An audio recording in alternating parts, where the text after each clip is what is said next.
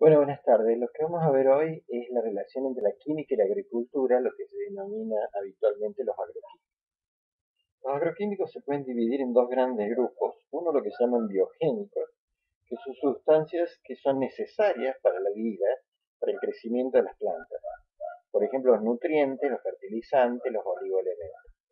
Y el otro grupo son aquellos pesticidas que van a eliminar una peste, una plaga, por ejemplo, un insecto, una bacteria, un virus, un hongo que ataca a una planta o otra planta que compite por el suelo y por los nutrientes con la planta que nosotros queremos criar.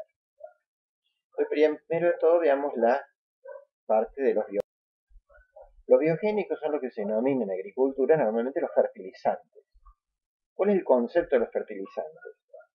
Hasta el mediados del siglo XIX se creía de que las plantas comían el suelo, o sea que comían, como nosotros comemos alimentos, comían lo que se llama la materia orgánica. En esa época se hicieron experimentos en los cuales se cultivaron las plantas en ambientes que no tenían nutrientes, por ejemplo, en dióxido de silicio, en arena pura, en cuarzo puro, y obviamente si yo hacía crecer una planta en esas condiciones, veía que la planta podía crecer, pero que crecía dificultosamente.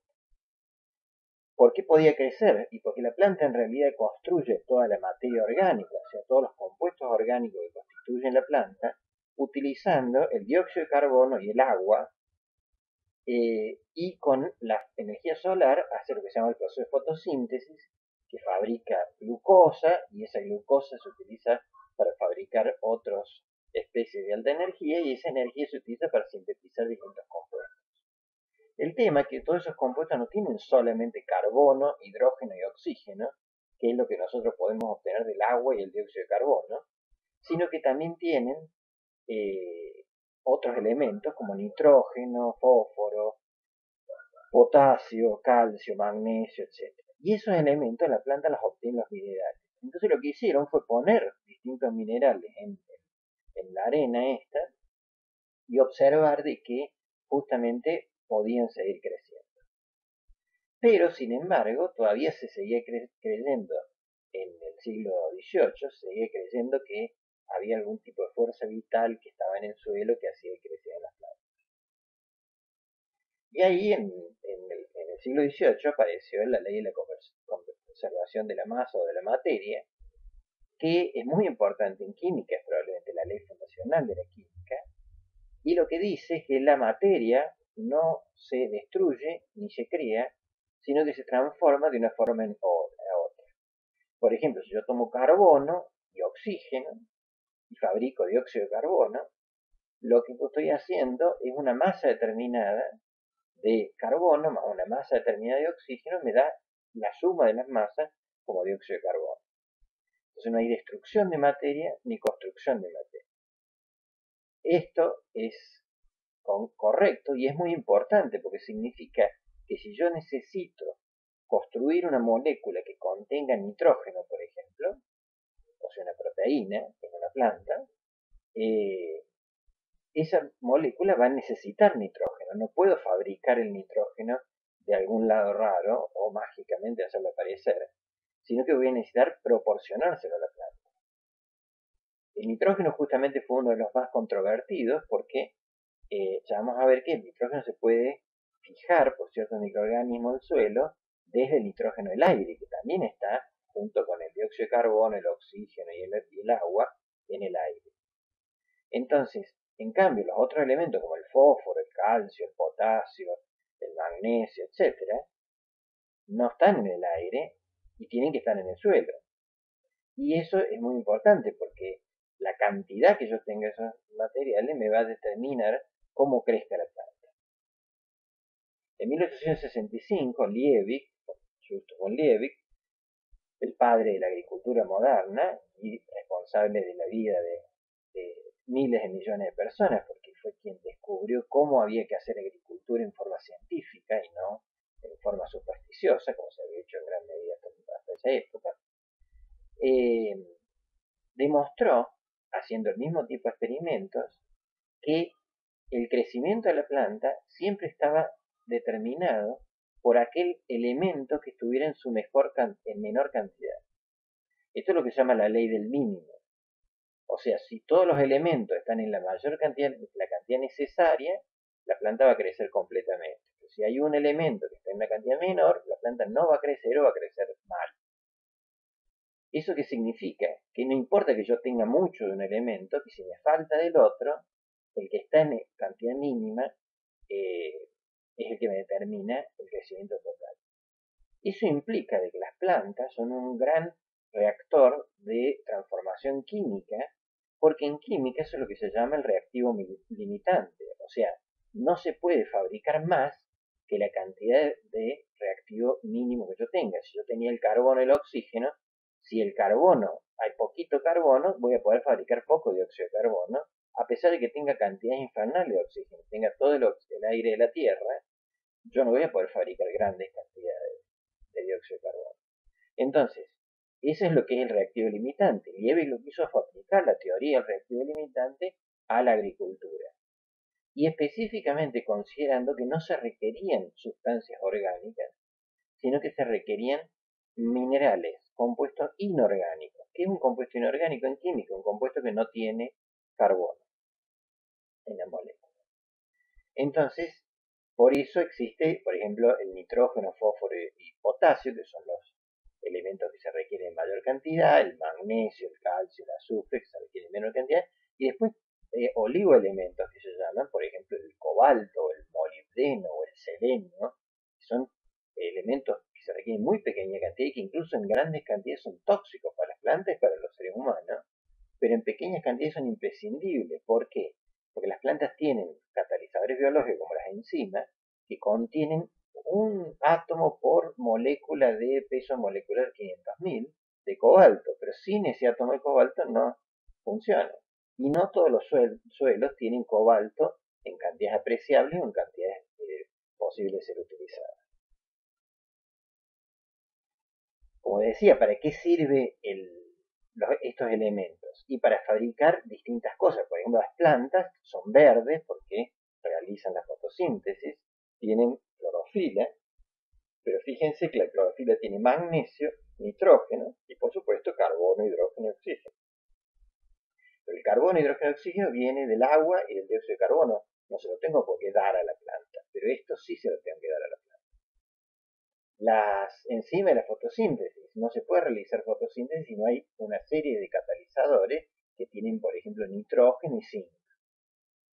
El ATP, que es el acarreador de energía de las plantas y de los animales, pero que las plantas obviamente es muy importante en las células, necesita nitrógeno y fósforo. Y la célula en su conjunto, en su interior, tiene una concentración relativamente alta, del orden de 0,1 molar de potasio. Y también puede tener concentración de calcio, tiene en la membrana celular fosfolípidos que tienen fósforo, tiene en las proteínas intracelulares que son las necesarias para que la célula funcione nitrógeno. Entonces la célula contiene una gran cantidad de elementos y si yo no tengo esos elementos no los puedo fabricar. Obviamente si yo, por ejemplo, hago brotar una semilla relativamente grande, esa semilla en la semilla contiene, la semilla de soja por ejemplo, tiene cerca de un 40% de proteína, entonces esa cantidad de proteína me va a dar nitrógeno para que crezca la plantita. Pero una vez que la plantita se acabó con todo el nitrógeno que estaba en la semilla, no puede seguir creciendo. Entonces necesita que yo le provea minerales desde afuera.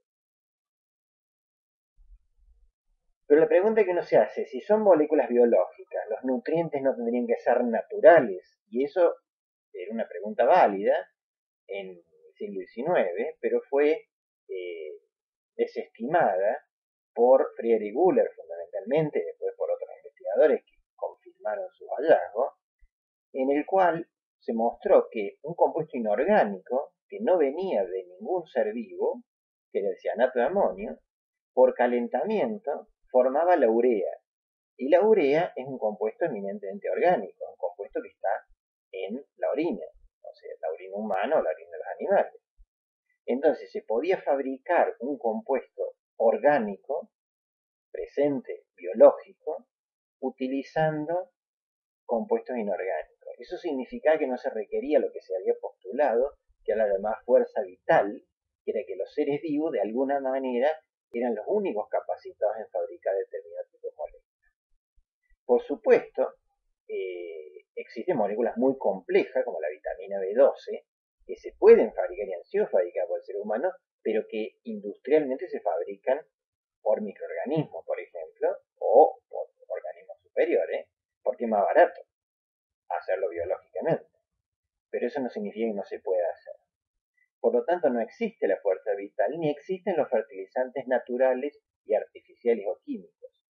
Los minerales, si yo pongo nitrógeno, de una determinada forma, como por ejemplo de nitrato o de urea, la urea que yo pongo, que viene de una planta química, ya vamos a ver, es la misma urea que pondría de la orina de un caballo. Entonces es irrelevante cuál es el origen, porque no puede saber la planta qué origen tiene, porque obviamente son el mismo compuesto. En fertilizantes, la agricultura orgánica, biodinámica y el modelo agroecológico son supersticiones sin base científica, pues justamente dicen que sí, que hay que abonar con compost, por ejemplo, porque no es lo mismo abonar con compost que abonar con abonos minerales. Y eso es falso. Y la demostración más grande del éxito de la teoría de Liebig, que como les decía tuvo sus problemas con el nitrógeno porque se hacía su experimento a algunas plantas, las leguminosas, a veces funcionaban sin nitrógeno y otras veces no funcionaban sin nitrógeno, y es porque podían fijar el nitrógeno del aire. En el caso de plantas no leguminosas que no tienen microorganismos simbióticos que no pueden fijar el nitrógeno del aire, yo las puedo criar en agua con oxígeno, incluso en la raíz, cosa muy interesante, las plantas también respiran por la raíz, dióxido de carbono también en la raíz, y luz para hacer la fotosíntesis. Pero necesito poner en el agua los nutrientes minerales. ¿Y cuánto? Todos los que necesite para que la planta los críe, cumpliendo con la ley del mínimo Liebig. Esto es lo que se llama el cultivo sin suelo o hidroponía, que ustedes podrán ver en videos extensos en YouTube, que funciona perfectamente, y de hecho hoy en día en Río Cuarto hay empresas que se dedican a fabricar cultivos hidropónicamente, y los nutrientes minerales son totalmente naturales o sintéticos. Algunos son de minería, como ciertos fosfatos, otros son nitratos de sodio, como nitrato de chile, que es de minería, y otros son urea o nitrato de amonio, que es fabricado en una fábrica, y después boro, zinc, cobre, cobalto. Tengo que poner todo porque no puedo confiar en que el agua tenga nada, porque el agua pura no tiene nada, obviamente. Pero no requiere el suelo, ni requiere los microorganismos del suelo. Eso no significa que los microorganismos del suelo no sirvan para nada, pero para alimentar las plantas con nutrientes minerales no sirven, no son necesarios, obviamente.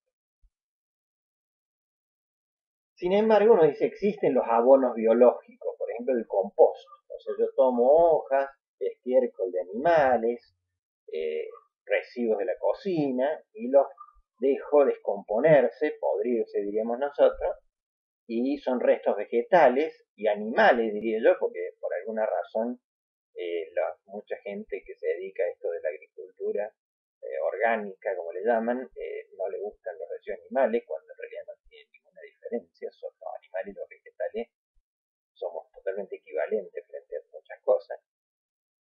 Pero bueno, si yo tengo todo eso y lo descompongo por microbios o por organismos superiores como las lombrices, lo que creo es una masa de ácidos húmicos, que es lo que se llama la materia orgánica, que es simplemente inerte, retiene agua y nutrientes, pero también podría haber usado papel o podría haber usado lava volcánica, como se hace en hidroponía, que es una piedra, o podría ser un plástico también hidrofílico, una tela hidrofílica sintética, está lo mismo, exactamente lo mismo, es irrelevante que tenga, por supuesto que funciona en los ácidos húmicos, y lo que se me produce, si yo puse proteínas, voy a fabricar nitratos y sulfatos, fosfolipio, fósforo, citoplasma, potasio y calcio. O sea, como le puse partes de lo mismo, de hecho cuando se habla de compost se habla del compost, la parte parte verde que contiene nitrógeno, que son las hojas verdes, y la parte marrón que contiene celulosa, le puse todos los elementos que, si se descomponen adecuadamente, van a estar libres para ser utilizados por las plantas. Por lo tanto, esto sirve como nutriente, sí, por los nutrientes inorgánicos, no por la parte orgánica del sistema.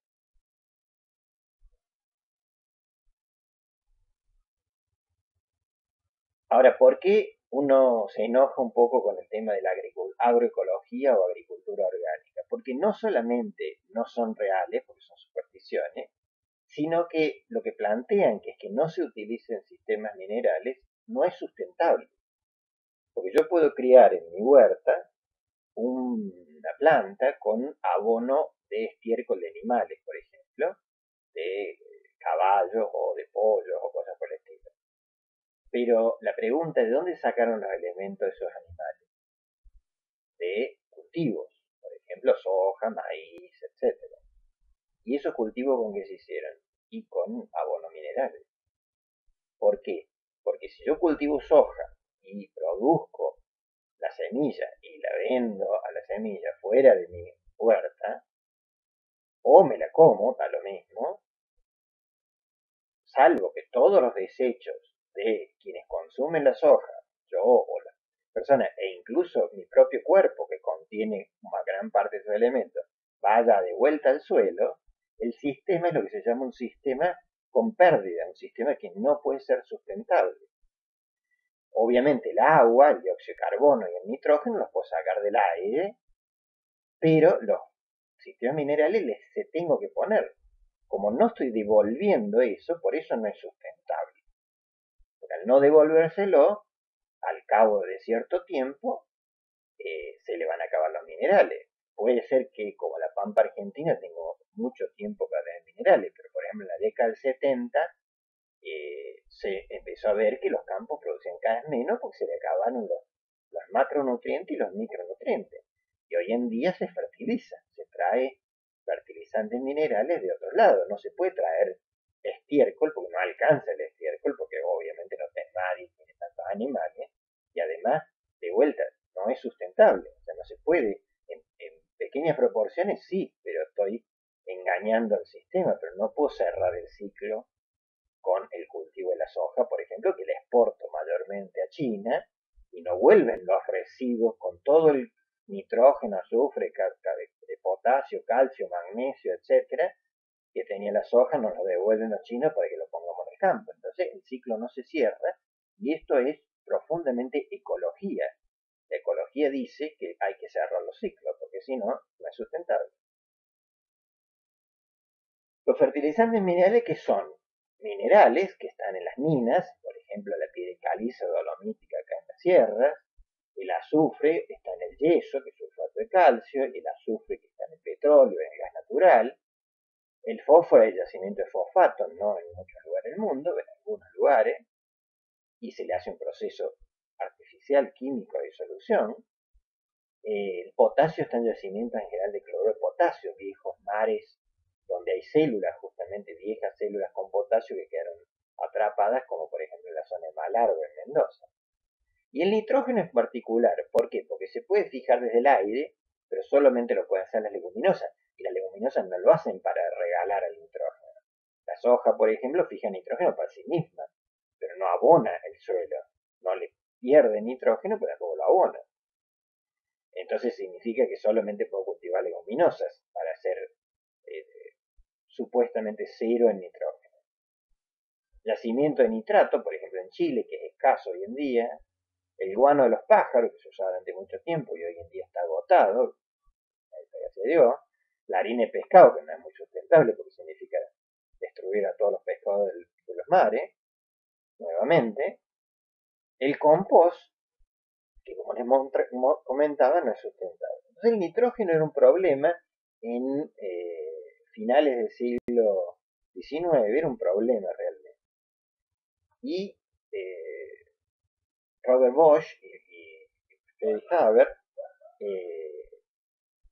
desarrollaron un proceso que es el proceso Haber-Bosch, que es un proceso de alta temperatura y altas presiones que utiliza nitrógeno e hidrógeno y fabrica amoníaco. Es uno de los grandes éxitos de la termodinámica química, porque se requirió mucho conocimiento para entender cómo podía ser posible hacer esto, pero del amoníaco yo puedo fabricar nitrato, puedo fabricar urea, puedo fabricar otras cosas. Estos científicos recibieron el Premio Nobel de Química en 1918 y se calcula hoy en día que el 50% del nitrógeno que tenemos nosotros en nuestro cuerpo, todos los habitantes del planeta, proviene de este proceso químico artificial, lo que obviamente no le gustará mucho a muchas personas que creen que son personas totalmente orgánicos. En el sentido de la agricultura orgánica, no de la química orgánica. El 50, o sea, ¿por qué? Porque se ha producido tantos fertilizantes, esos fertilizantes han ido a los cultivos han sido consumidos como alimentos y hemos construido nuestra proteína con ese nitrógeno. Por supuesto es totalmente irrelevante que venga de artificial, viene del aire, al cual en algún momento ese mismo nitrógeno va a volver al aire porque se va a descomponer los compuestos de nitrógeno y va a volver a producir nitrógeno, va a volver a estar en el aire. No tiene nada absolutamente extraño que se haga de esa manera. Esto se hace en Argentina, por ejemplo, en la planta de Profértil en Bahía Blanca, se producen más de 1.000.000 de toneladas por año de urea y casi 800.000 toneladas por año de amoníaco, con un proceso que parte del gas natural. Ese es el gran problema del proceso Haber-Bosch, que utiliza hidrógeno proveniente del gas natural. En el caso de la urea lo termina formando como un compuesto que tiene el carbono, es un compuesto orgánico, y eso después se descompone en la tierra y libera el dióxido de carbono y el amonio. Sin embargo, el hidrógeno no tiene por qué venir del gas natural, que es un combustible fósil no renovable, sino que se puede obtener, por ejemplo, por electrólisis del agua. Si yo tengo una planta solar que produce electricidad y esa electricidad la uso para producir hidrógeno, voy a poder producir amoníaco y de hecho voy a poder fijar dióxido de carbono producido del aire, de los automóviles, de otro lado, para fabricar la urea. Entonces, a pesar de que el proceso Haber-Bosch, dada la extensión que tiene, porque esto es lo que se usa para fertilizar la mayoría de los cultivos en el mundo, requiere una gran cantidad de hidrógeno, no requiere que se utilice solamente gas natural. En el caso de los fertilizantes más pequeños, los oligoelementos, se habla de los nanofertilizantes. ¿Por qué? Porque se requiere tan poquito que yo puedo darle una pequeñísima cantidad por planta. Pero eso requiere que yo le ponga justamente partículas muy pequeñitas, lo que se llaman nanopartículas, partículas de tamaños, en este caso, por ejemplo, en el caso del óxido de zinc, del orden de 33 nanómetros, 33 por 10 a la menos 9 metros. La cantidad en gramos que se pone es una cucharada sopera por hectárea, o sea, nada. El problema más grave es desparramarlo para que a cada planta le llegue su partícula. ¿Por qué? Porque las cantidades de zinc que se requieren son muy pequeñitas, porque solamente se requieren para los catalizadores biológicos, que también hay muy poco en la planta. Ahora, fíjense, una planta de maíz sin el fertilizante se aplica foliarmente por la hoja, y con el fertilizante obviamente tiene un crecimiento mucho más grande, y esta planta obviamente que tenía las mejores condiciones de los macroelementos de los otros elementos, pero le faltaba zinc. ¿Por qué puede faltar zinc? Porque la tierra en Argentina puede no tener zinc. Para colmo, el maíz no es argentino, el maíz es mexicano. Entonces, claro, el maíz se desarrolló a lo largo de cientos de miles de años, desarrolló una planta que usa los elementos que tiene a disposición en el suelo donde nació. Entonces puede usar un elemento que en la Argentina no haya. El zinc en general es más disponible, pero hay elementos raros como el selenio, el molibdeno, que el suelo puede no tenerlos y no utilizarlos.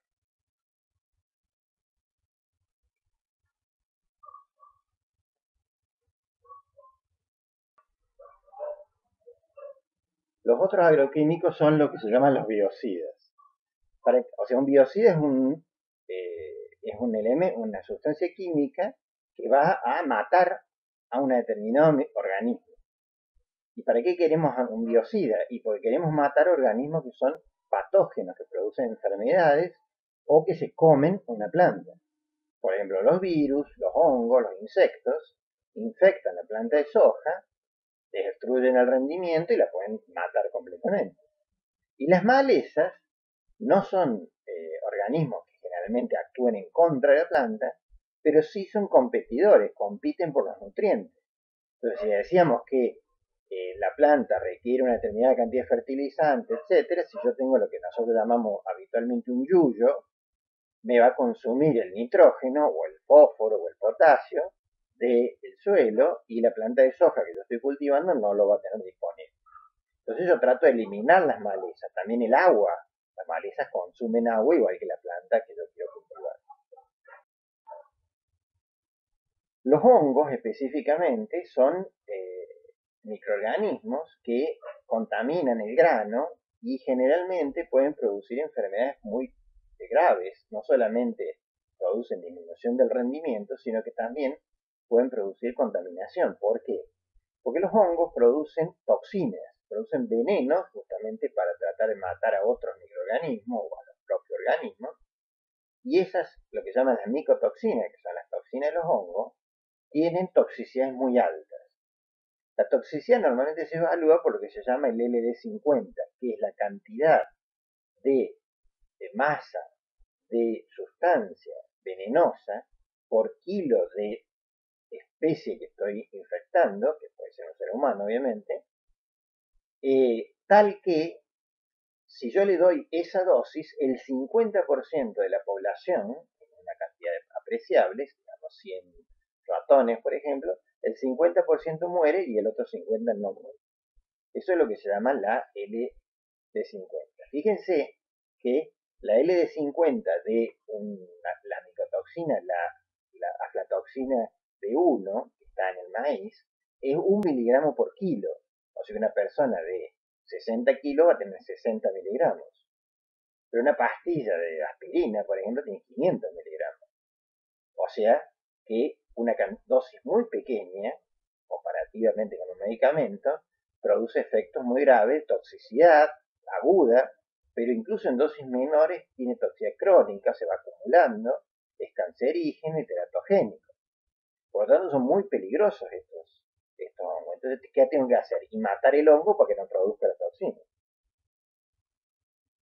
En la historia, los hongos han tenido consecuencias muy graves. Por ejemplo, lo que se llamaba la enfermedad de San Antón o el fuego del infierno, en la Edad Media, era una enfermedad más lesiva que la propia lepra, porque se gangrenaban las extremidades y se desprendían las extremidades y mataba a los enfermos que solamente podían rezar o llevar amuletos, o sea, usar supersticiones, digamos. Y el originario era el tizón del trigo o el cornezuelo del centeno, que era un hongo que contaminaba a los cereales que se usaban para hacer pan, que era el principal alimento. Otro caso muy grave fue la Phytophthora effectans, que en 1845, en los barcos cargados con guano que se usaban para fertilizar, guano natural de estiércol de pájaros, llevaron este hongo y contamina a la papa y lo que hizo fue arrasar cultivos enteros, se pudrió toda la papa de grandes cantidades, especialmente en Irlanda, y eso provocó la muerte directa de hambre de 2 millones de europeos en 1845. O sea que los hongos son un problema grave.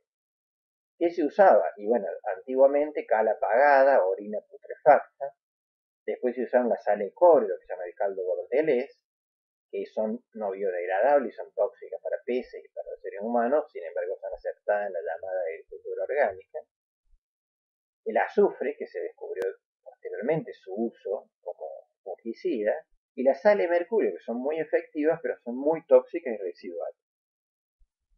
Modernamente se desarrollaron fungicidas sintéticos, moléculas orgánicas, de distintos tipos que inhiben distintos procesos metabólicos de los hongos. Como los hongos tienen procesos metabólicos bastante distintos a los del ser humano y a los animales superiores, en general son sustancias de baja toxicidad. Por ejemplo, fíjense, la dosis necesaria de toxicidad densidad 50 de los benzimidazole es 2.400 miligramos por kilo, o sea que es 2.400 veces menos tóxica que la aflatoxina que produce el hongo.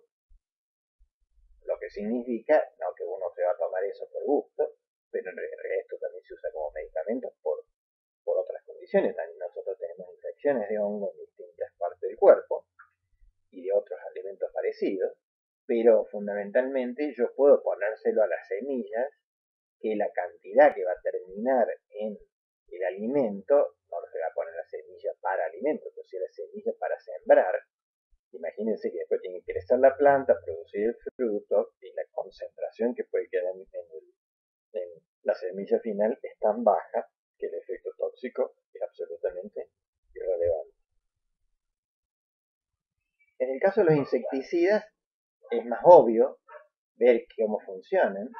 ¿Por qué? Porque los insectos los conocemos. En la agricultura los insectos son muy agresivos. En realidad en la Argentina uno de los insectos que producía peores casos era la tucura, la langosta aérea migratoria, que en la década del 40 y 50 fue muy grande. Fíjense las pilas de langosta quemada con lanzallamas que se acumulaban en las barreras, pero que ahora ha vuelto justamente por el no uso de insecticidas adecuados. Por ejemplo, en 2018 en Santiago del Estero es una manga de langosta.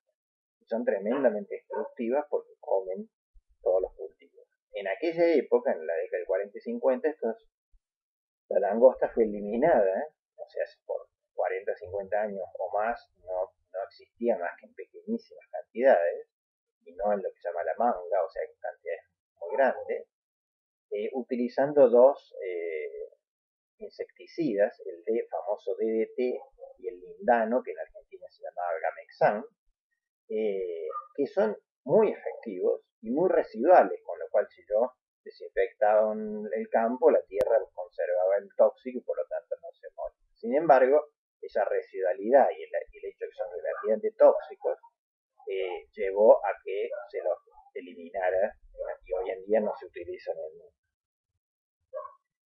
Se pueden utilizar insecticidas biológicos, que son moléculas químicas, pero que existen en compuestos. La nicotina, obviamente, ustedes saben que existe en el tabaco. Fíjense que la LD50 es relativamente baja. La piretrina, que existe en el crisantemo, que se usa mucho, pero que es tóxica para peces y abejas, y la LD50 es muy baja, por lo tanto es bastante tóxica para los seres humanos. La rotenona, que ha sido prohibida por su toxicidad, a pesar de que se usaba en la agricultura orgánica, hoy en día no se usa más, y otros compuestos similares.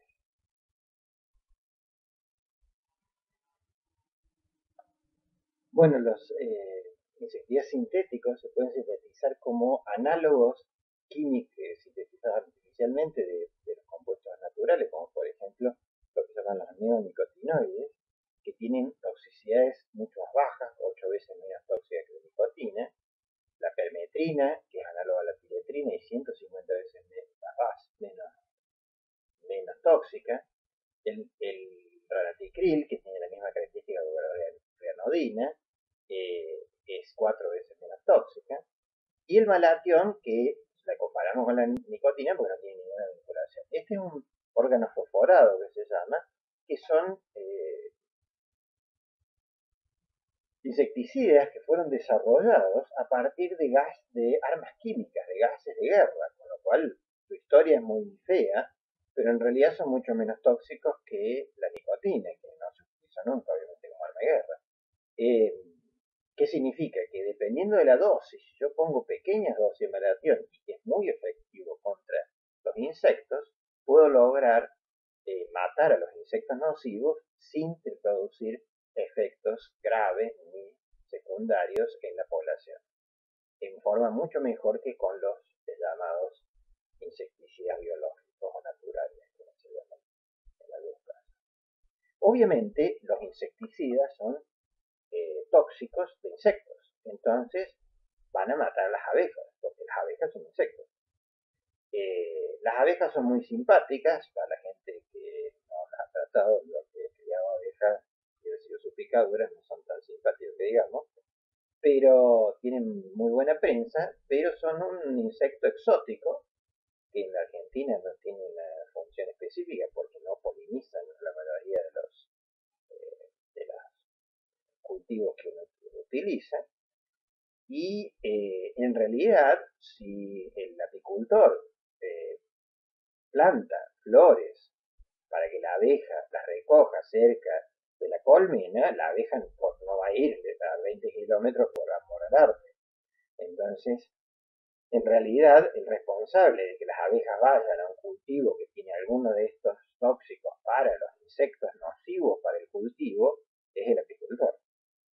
Y obviamente, si el apicultor ya ha acordado con un agricultor para que le deje poner sus colmenas en el cultivo girasol, por ejemplo, bueno, obviamente tiene que asegurarse de que la persona no le ponga un insecticida. Encontrar un insecticida que sea nocivo para los insectos, para la langosta, por ejemplo, y no nocivo por las abejas, es un arte muy grave. ¿Por qué? Porque son lo mismo. Existen, sin embargo, algunas estrategias. Una de las estrategias es que las abejas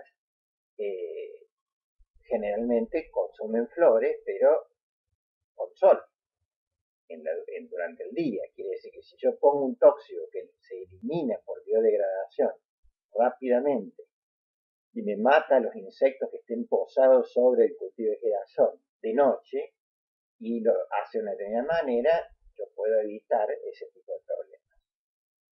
Eso es lo que se llama la liberación controlada de los insecticidas.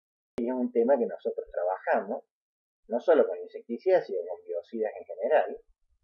¿Por qué? Porque uno lo que hace, en vez de tirarle la molécula en una solución, que es lo más común, uno se la pone en forma de una nanopartícula, una micropartícula, que va a liberar el biocida lentamente y obviamente lo hace con precisión sobre la planta que yo quiero afectar. Yo le pongo el insecticida a la planta de girasol porque hay un determinado insecto que está comiéndose la planta de girasol. Entonces yo puedo lograr que funcione de esa manera. O por ejemplo, por otra parte, si el insecticida es lo que se llama sistémico, y yo lo pongo de tal manera que está dentro de la planta, porque entra en el flujo de savia de la planta, pero esa planta no tiene flores, las abejas no van a ir a una planta sin flores, no sé, no van a andar dando vueltas por plantas sin flores, por lo tanto, la abeja no le va a producir ningún efecto. Entonces puedo controlar la toxicidad colateral hacia las abejas, o obviamente hacia el ser humano, hacia animales domésticos, etcétera, con liberación controlada. Una cosa que estamos trabajando nosotros, lo que se llama la liberación fototérmica, que este es un trabajo muy interesante, que se ha publicado recién este año, en el cual se hacen micropartículas que cuando reciben la luz del sol se calientan, lo que se llama el efecto fototérmico, y liberan el pesticida. En este caso se liberaría durante el día, pero la misma estrategia se puede hacer durante la noche, tal que, por ejemplo, durante el día la micropartícula esté cerrada y durante la noche, cuando disminuye la temperatura, la partícula se abra y libere el tóxico de noche. Entonces mata el insecto de noche. Si ese tóxico, como existen algunos de estos insecticidas, se degrada muy rápidamente en la luz, por ejemplo, o sea, apenas sale el sol empieza a degradarse, si la abeja justo llega a las mismas circunstancias, no le va a pasar nada. Los seres humanos todavía. Bueno, los herbicidas, que extrañamente son polémicos, porque en realidad los herbicidas, la función es reemplazar al cultivo que ha venido haciendo la humanidad desde hace unos 12.000 o 15.000 años, o sea, la agricultura. ¿Por qué? Porque la agricultura siempre consistió en qué? En, de alguna manera, labrar el suelo, romper la estructura del suelo, ¿para qué? Fundamentalmente para matar a todas las otras plantas y sembrar la semilla de la planta que yo quiero que nazca. Eso es lo que se llama una acción preemergente. Antes que nazca la plantita de maíz, yo le mato completamente a las malezas. Siembro el maíz y el maíz crece. Obviamente las malezas, algunas que quedó la semilla, van a poder volver a crecer. Entonces voy a necesitar un herbicida postemergente que te vamos a discutir. En vez de hacer eso que es mecánico y que destruye la estructura del suelo, que produce erosión eólica y erosión hídrica, y que destruye microorganismos, por ejemplo, en el suelo, yo lo que puedo hacer es lo que se llama un barbecho químico, que es matar a todas las malezas con un herbicida, con una sustancia general que mate cualquier planta conocida. Por ejemplo, una es el ácido acético, que está en el vinagre, pero una concentración mucho más alta, es efectivo porque le quema la hoja. El problema es que eso lo que mata es a la maleza que no tiene reservas, o sea, la maleza que está creciendo, por ejemplo. Si, por ejemplo, fuera una plantita de cebada salvaje que crece, una plantita de yuyo colorado que crece, yo la puedo matar de esta manera. Pero hay muchas malezas, como el gramón, el sorgo de Alepo, o el famoso tupe, macrañintero, horchata, que tienen bulbos o rizomas debajo del suelo y que crecen de ahí. Cuando yo le mato la hoja, sigue creciendo, vuelve a crecer, porque vuelve a utilizar la reserva que tienen debajo de la tierra. Para eso es lo que necesito es un herbicida sistémico, que se llama, que es un herbicida que entra dentro del flujo de savia por la hoja y va toda la estructura de la planta. Y la mata desde adentro, porque suena medio horroroso, pero este es un tema de biocidas, es lo que sucede. El más famoso es el glifosato. El glifosato es un herbicida totalmente general que interfiere en la síntesis de aminoácidos en las plantas, síntesis que no ocurren en los animales, por lo tanto el glifosato no interfiere en nuestro metabolismo, en eso es totalmente inocuo, pero es un herbicida no específico, porque mata todo por igual, y sistémico. Entonces se puede usar para este barbecho químico con éxito.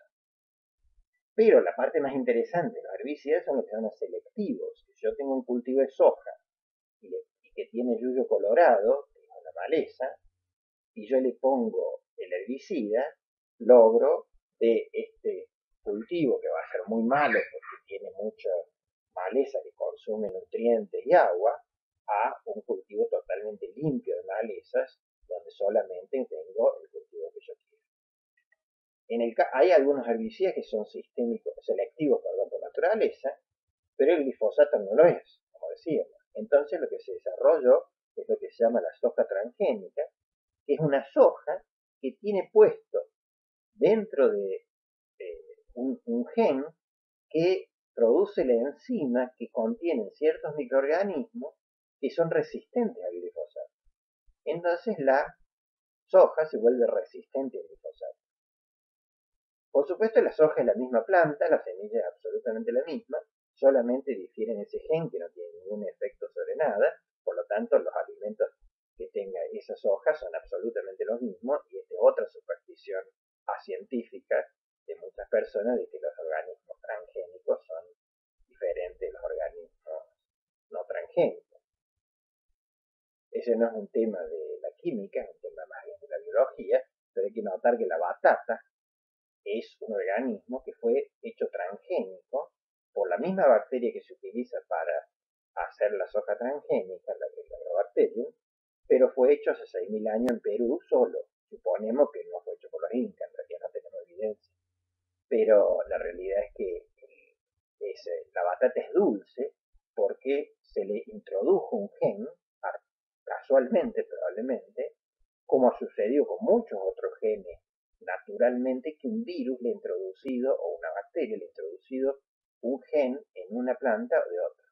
Uno de los problemas de esta técnica es que muchas malezas, que esta introducción de genes por virus que se hace en el laboratorio, también la pueden hacer las propias malezas a campo, y eso es lo que produce las malezas resistentes al glifosato. El gen de la soja se puede transferir a la maleza y por lo tanto ahora no me sirve para nada el glifosato. Entonces ahí aparecen lo que se llaman los eventos apilados, que es una resistencia a dos herbicidas, el glifosato y el 2,4-D. ¿Para qué? Y bueno, para que ahora la posibilidad de que una sola maleza pueda lograr ambos genes al mismo tiempo en forma casual es mucho más baja, pero es más complicado. los herbicidas biológicos que se pueden utilizar son los ácidos orgánicos, como les decía, el ácido acético, el ácido cítrico, que lo tenemos nosotros en el organismo, que lo vimos cuando veíamos conservantes, el aceite de clavo, que tiene un fenol, que es ácido, el ácido pelargónico, que se fabrica a partir del ácido oleico, o el limoneno. Los ácidos lo que hacen es denaturalizar las proteínas de la hoja, son agentes cáusticos en realidad. Y el limoneno lo que hace es disolver la cera de la hoja y entonces algunas plantas se desecan porque pierden el agua por la hoja sintética. Son todos generales y de contacto, no hay sistémicos. En cambio, los sintéticos también hay ácidos como los ácidos clorocarboxílicos o los clorobenzoicos. Hay glufosinato, que es muy particular porque es un pariente del glifosato, pero tiene la particularidad de que está dentro de un péptido, un triaminoácido, 3 aminoácidos, que en un hongo. Este hongo genera esto que tiene un glufosinato en la punta. Y este, por ejemplo, está patentado como herbicida en Japón, y el glufosinato fue descubierto por Bayer y lo utiliza como herbicida. Aparentemente, porque este herbicida se usa en Argentina, no hay tanta polémica con el glufosinato, para el cual también hay soja transgénica y otros vegetales transgénicos que son resistentes al glufosinato, o sea, lo mismo que el glifosato, porque el glufosinato alguna vez lo produjo un hongo, pero en realidad el glufosinato que se usa como herbicida no lo produce un hongo, lo produce una industria que no tiene nada que ver con el hongo. Pero es esa cuestión de creer que porque alguna cosa es parecida a natural, es más bonita. Es una superstición que lamentablemente está en el mundo. Otro herbicida es la atracina y el famoso ácido 2,4-diclorofenoxiacético. Este es el 2,4-D, es un herbicida que se ha usado muy mucho tiempo, pues es un herbicida para trigo, específico de lo que se llama maleza de hoja ancha en trigo. Y en realidad lo que es este herbicida es una pseudohormona, es parecido a las hormonas vegetales, y entonces hace que la planta crezca en exceso, pero crezca de manera correcta y se destruya, digamos. Este herbicida es muy bueno, pero tiene el defecto de que uno de los problemas de usar herbicidas es que si yo tiro el herbicida, por ejemplo, sobre un cultivo de soja resistente, mi soja no le va a pasar nada, pero si el campo de al lado tiene una soja normal o un maíz no resistente, se va a quemar porque para el herbicida es un yuyo, digamos. Entonces, ese es un problema grave, y es un problema grave cuando hay viento o en muchas otras circunstancias, más si se tira de un avión, etc. Por eso la liberación del herbicida es una importante.